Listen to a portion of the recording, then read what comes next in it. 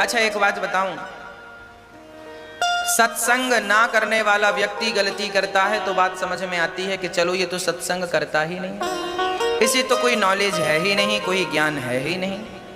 पर जिसे ज्ञान है, आप जैसे लोग जो सत्संग रोज करते हैं, जब आप जैसे लोग भी संसार में उलझ जाते हैं और लड़ाई झगड़े करने लगते हैं, तो फिर उन लोगों में जो सत्संग नहीं करते और आप में जो सत्संग करते हैं, फिर अंतर क्या रहेगा? आज लोगों की भगवान के भक्तों के प्रति अश्रद्धा क्यों है? आज बहुत सारे लोग जो भगवान को मानते हैं, जो लोग कथा सुनते हैं, आप जो कथा सुनते हैं, आप जो भगवान को मानते हैं, आपके बारे में वो लोग जो भगवान को नहीं मानते, जो कथाएं नहीं सुनते, वो लोग क्या कहते हैं? अरे ये तो ढोंगी हैं, ये तो पाखंडी हैं, ये तो ऐसी है। जानते हो वो ऐसा क्यों कहते हैं? उसका एक कारण है। उसका कारण ये है कि चलो एक उदाहरण से मैं आपको समझाता हूं। एक घर में किसी जो व्यक्ति मंदिर नहीं जाता, सत्संग नहीं करता, उसके घर में बेटा मर गया, तो माँ बाप चीख चीख कर रोने लगे, हे भगवान बेटा चला गया, बेटा चला गया, बेटा। भाई वो लोग सत्संग नहीं करते हैं, भगवान को नहीं मानते हैं, उनका रोना ठीक है क्योंकि वो अज्ञानी है। परंतु सत्संग करने वाला व्यक्ति जो भगवान पे बड़ा विश्वास रखता है और भगवान की भक्ति और सत्संग सारा उसे ज्ञान है कि संसार में जो आया है उसे एक दिन जाना है, सत्संग करने वाले व्यक्ति का भी कोई अपना गुजर गया तो वो भी वैसा ही रो रहा है जैसा वो अज्ञानी रो रहा था। तो वो अज्ञानी ने देखा, यार ये तो मंदिर भी जाता था, ये तो सत्संग भी करता था, पर रोता तो मेरी तरह है। मतलब इसमें और मुझ में फिर क्या अंतर? तेरा बेकार है मंदिर जाना, तेरा बेकार है सत्संग करना, इतने दिन सत्संग किया पर तुझे कुछ ज्ञान तो हुआ नहीं, क्योंकि तू भी अनपढ़ टाइप का रो रहा है।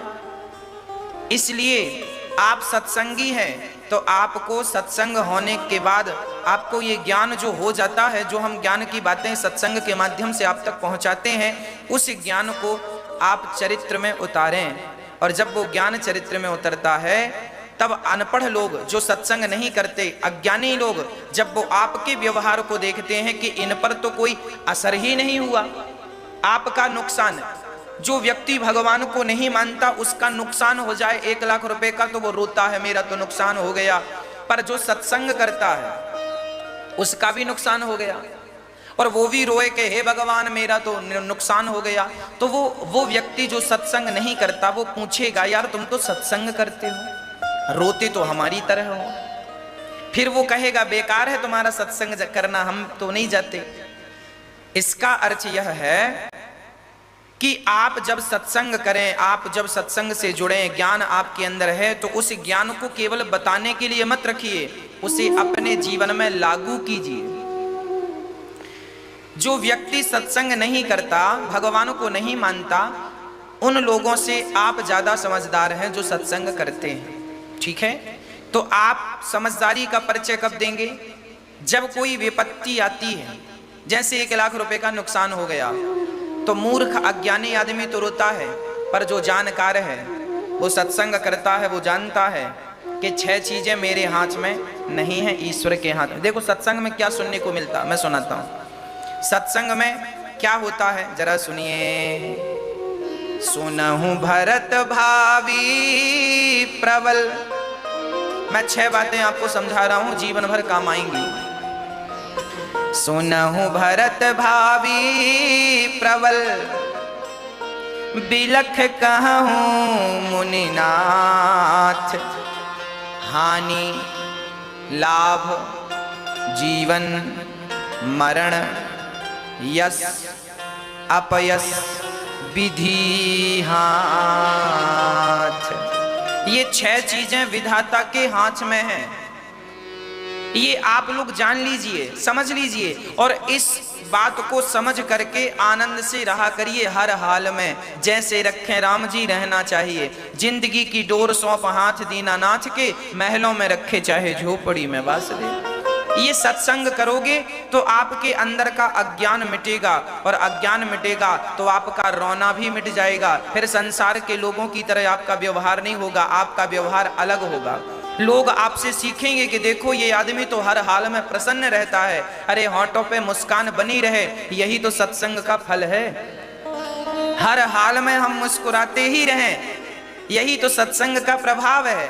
अब सत्संग ना करने वाला रो रहा है और सत्संग करने वाला भी रोए, तो फिर दोनों में अंतर क्या है?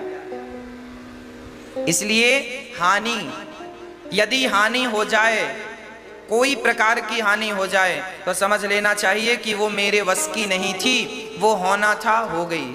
लाख रुपए का नुकसान हुआ, 50,000 का नुकसान, जो होना था वो हो गया। अब उसके लिए जो हो गया उसके लिए शोक करने से क्या मिलेगा? क्या पूर्ति हो जाएगी?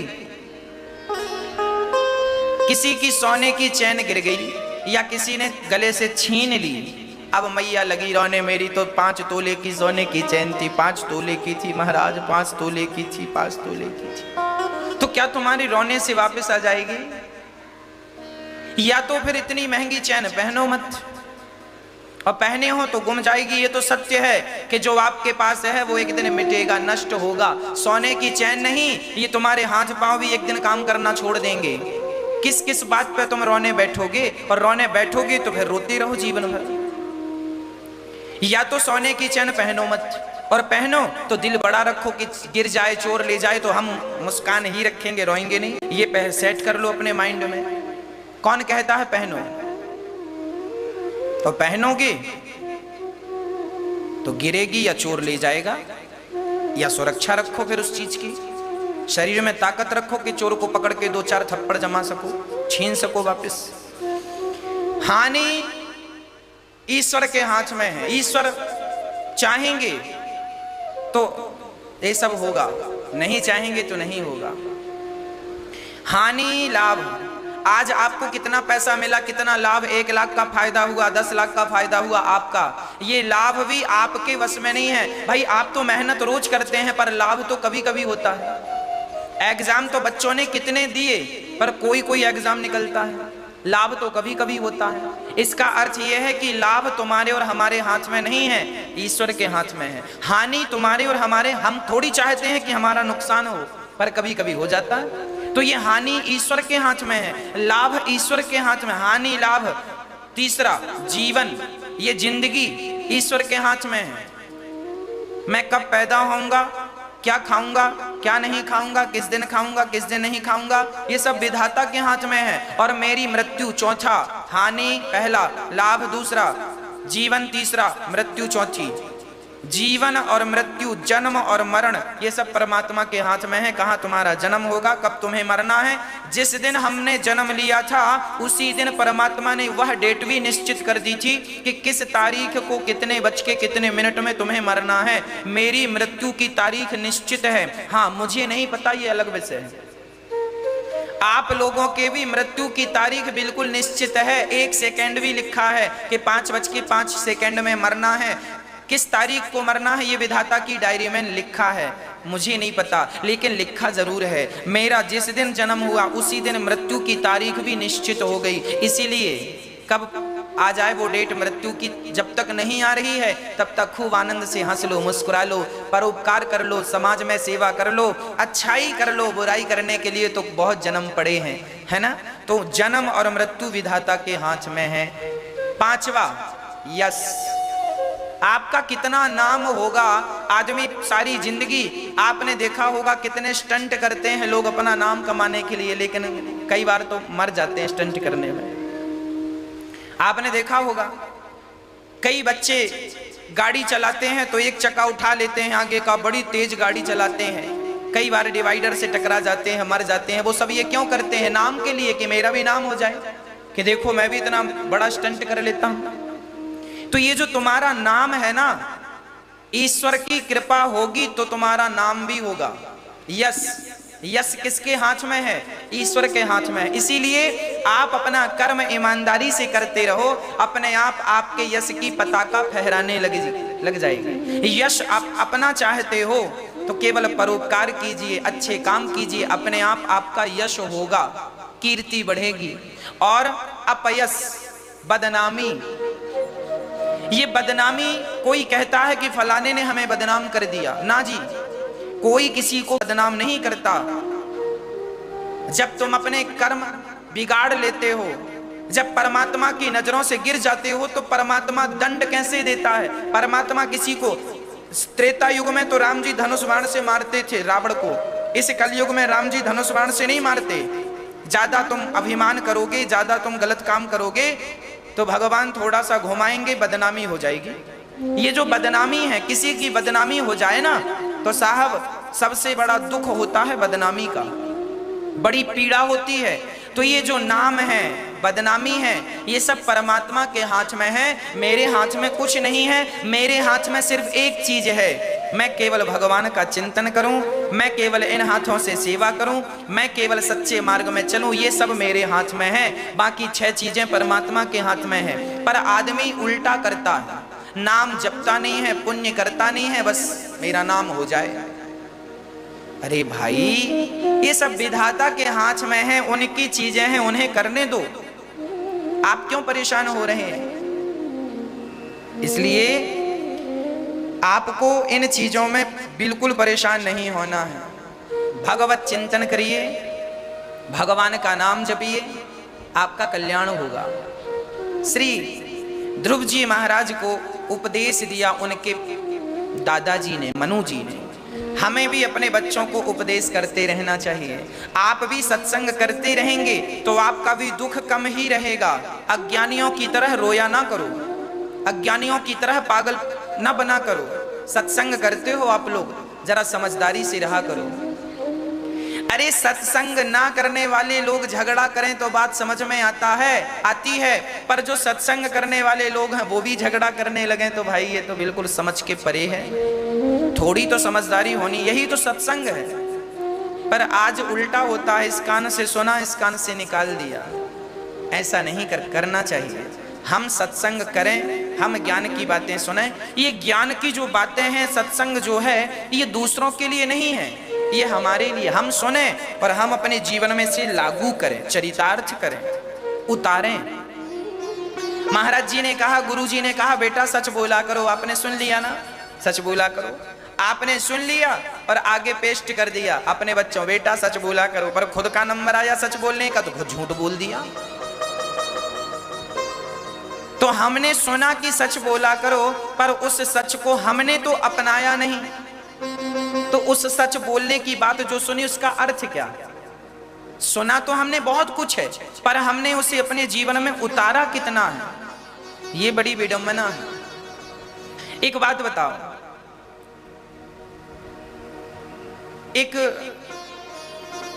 चेले ने अपने गुरुजी से कहा, गुरुजी हम कथाएं बहुत सुनते हैं, सत्संग बहुत करते हैं, पर गुरुजी हमारे जीवन में कोई बदलाव नहीं है। गुरुजी ने कहा, जाओ 5 लीटर शराब खरीद के लाओ।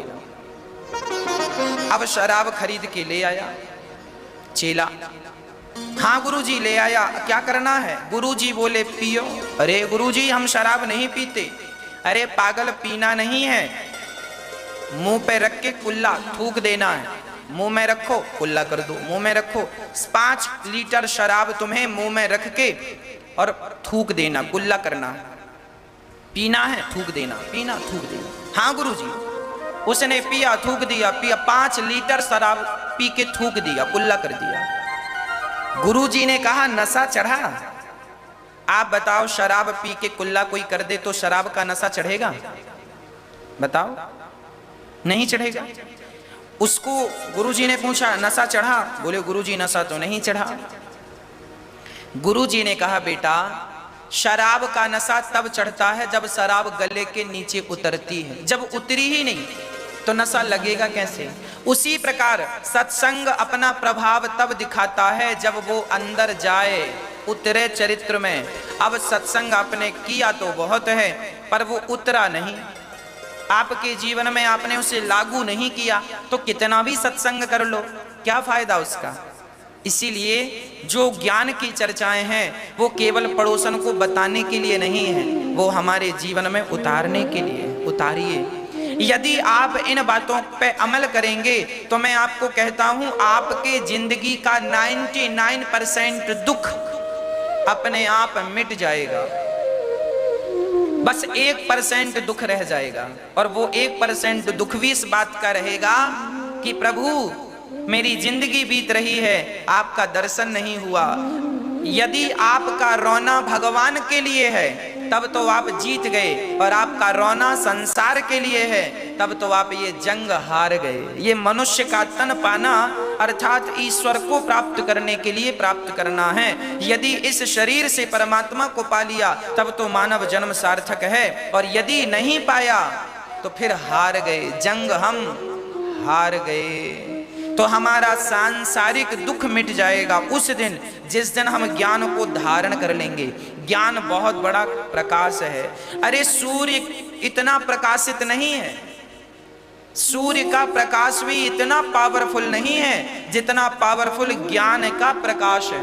ज्ञान का प्रकाश तो सूर्य के कोटि सूर्य समप्रभा लिखा है भागवत जी में। 1 करोड़ सूर्य और 1 ज्ञानी व्यक्ति एक बराबर है। 1 करोड़ सूर्य की तरह एक ज्ञानी व्यक्ति होता है। आप लोगों के अंदर ना जो ज्ञान का बल्ब है बुझा हुआ है, जिस दिन ज्ञान का बल्ब जल जाएगा तो आप मुस्कुराएंगे, प्रसन्न रहेंगे, फिर किसी की बातों पे आपको कोई प्रभाव नहीं पड़ेगा, किन्हीं किन्हीं की बातों से। अब कल हमने आपको सुनाया कि दक्ष प्रजापति ने भरी सभा में शंकर जी को गालियां दी, अपमान किया, पर शंकर जी को गुस्सा आया। शंकर जी का मुंह बिगड़ा, हमें गालियां दे रहा लो। क्यों? क्योंकि उनके अंदर के ज्ञान के सारे दिए जल चुके थे, ज्ञान का बल्ब जल रहा है। और हम लोगों की ज्ञान का बल्ब बुझा हुआ है, तो हमें कोई एक गाली दे दे तो हम परेशान हो जाते हैं, क्योंकि हमारे अंदर ज्ञान है ही नहीं, हम ज्ञान से शून्य हैं। मैं आध्यात्म ज्ञान की बात कर रहा हूं, आपके जर्नल नॉलेज की बात नहीं कर रहा हूं। ज्ञान भी कई प्रकार का, ज्ञान की भी वैरायटियां होती हैं। मैं उस ज्ञान की बात करता हूं जिस ज्ञान से आपका सदा सदा के लिए रोना मिट जाए, सदा आपके होंठों पे प्रसन्नता, जब भी आपको देखे तो एक अलग सी मुस्कान आपके चेहरे पे दिखे, आप मुस्कुराते हुए नजर आए। आपके होंठों पे मुस्कान तभी बनेगी, आप कभी मंदिर जाकर देखें तो राधा कृष्ण मुस्कुरा रहे हैं, सीताराम मुस्कुरा रहे हैं। किसी भी मंदिर जाइए, देवी देवताओं को देखिए, सदा मुस्कुरा रहे हैं। क्यों? क्योंकि उनके अंदर ज्ञान का लाइट, ज्ञान का बल्ब जला हुआ है। और आदमियों को देखो, जब भी देखो क्या, अरे बड़े परेशान है, बड़े परेशान है, बड़े, जब भी देखो, जब भी सुनो, जब भी बोलो, जब भी मिलो, बड़े परेशान है, रो रहे हैं, दिन रात रो रहे हैं, ना नींद आ रही है, करवट बदल रहे हैं, उल्लू की तरह ताक रहे हैं बस, क्योंकि इनके ज्ञान का बल्ब बुझा हुआ है, अज्ञानी है ये। जिस दिन आपके अंदर ज्ञान का प्रकाश, ज्ञान की किरण प्रवेश कर जाएगी, ज्ञान बहुत बड़ी चीज है, उस दिन आपका रोना सदा सदा के लिए मिट जाएगा। और जब भी आप देखेंगे, जब भी आपको कोई देखेगा तो लोग यही कहेंगे, वो फलाना व्यक्ति तो हमेशा मुस्कुराता ही रहता, हंसता ही रहता, प्रसन्न, हर हाल में प्रसन्न। नरसिंह मेहता की पत्नी मर गई, प्रसन्न है वो। नरसिंह मेहता का बेटा मर गया, वो प्रसन्न है। अब बताओ, किसी का बेटा मर जाए तो आदमी रो रो के घर भर दे, पर नरसिंह मेहता का बेटा मर गया, नरसिंह मेहता जी प्रसन्न है। क्यों? क्योंकि उनके अंदर के ज्ञान का दीपक जल चुका था। ज्ञान क्या है? क्या आपको पता नहीं है कि एक दिन आप मरेंगे? क्या आपको पता नहीं है कि एक दिन आपकी पत्नी मरेगी? क्या आपको पता नहीं है कि एक दिन आपका पति मर जाएगा?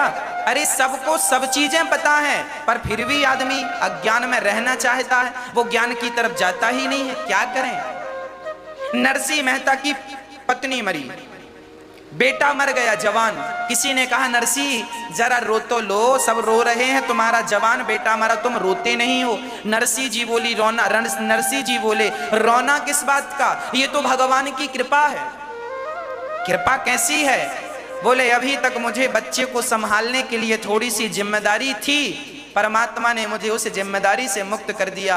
अब मैं सदा भगवान का चिंतन करूंगा, और मेरा बेटा कहीं गया थोड़ी है, भगवान ने क्या था, भगवान ने बुला लिया, मैं भी वहीं से आया हूं, मैं भी एक दिन, आज बेटा चला गया, कल मैं जाऊंगा, रोना किस बात का?